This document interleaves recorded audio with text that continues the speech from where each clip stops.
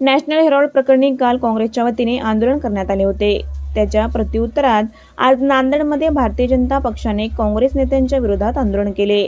भाजपचे महानगराध्यक्ष अमरनाथ राजूरकर आणि युवा मोर्चाचे महानगराध्यक्ष परमवीर सिंग मल्होत्रा यांच्या नेतृत्वात आरटीआय कॉर्नर येथे हे आंदोलन करण्यात आले। नॅशनल हेराल्ड मनी लॉन्ड्री प्रकरणात काँग्रेस नेत्या सोनिया गांधी, राहुल गांधी यांच्यासह काही नेत्यांनी 2000 कोटींचा भ्रष्टाचार केला आहे, असा आरोप भाजप नेत्याकडून करण्यात आला। यावेळी काँग्रेस नेत्यांच्या प्रतिमेला जोडे देखील मारण्यात आले। आंदोलनाला भाजप पदाधिकारी आणि कार्यकर्ते मोठ्या संख्येने उपस्थित होते।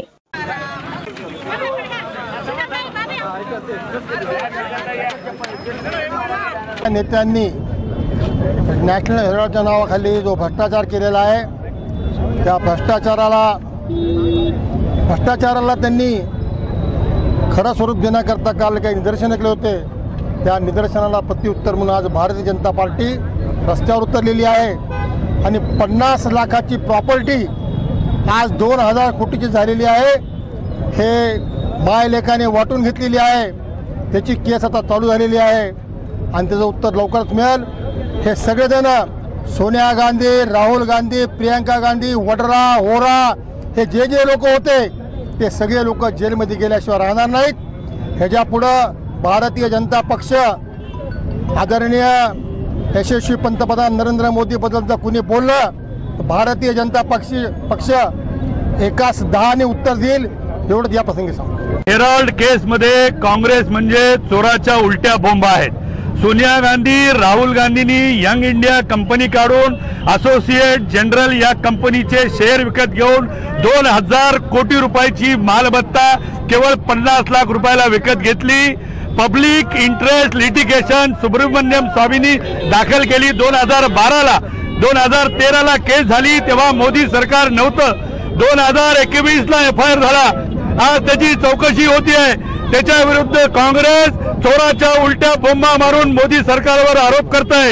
या भ्रष्ट दलाल काँग्रेसचं आणि या महाबेटीचं सोनिया आणि राहुल, प्रियंका आणि वाड्रा या सगळ्यांनी मिळून 50 लाखामध्ये 2000 कोटीची मालमत्ता गिळंकृत केली। त्याबद्दल ही केस आहे। काँग्रेसने केलेल्या आंदोलनाला हे प्रत्युत्तर आहे।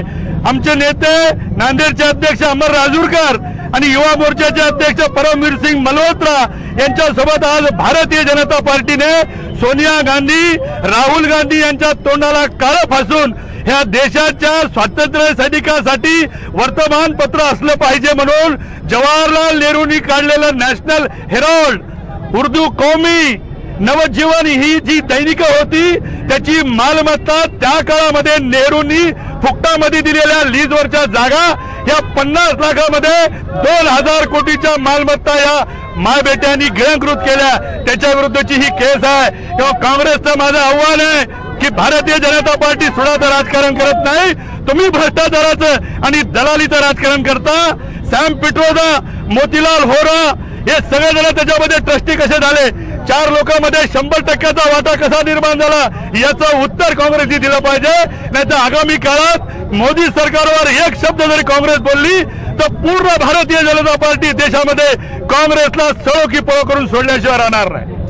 नेशनल हेराल्ड केस जो पिछले 6 दशकों से देश में चल रहा है, इसके प्रत्युत्तर में आज भारतीय जनता पार्टी ने राहुल गांधी और सोनिया गांधी और जो गांधी परिवार है, वाड्रा है, इनके सबके विरोध में पूरे देश भर में और महाराष्ट्र राज्य में युवा मोर्चा के तरफ से आज हमने एक बहुत ही आंदोलन, एकदम आक्रामक आंदोलन किया है।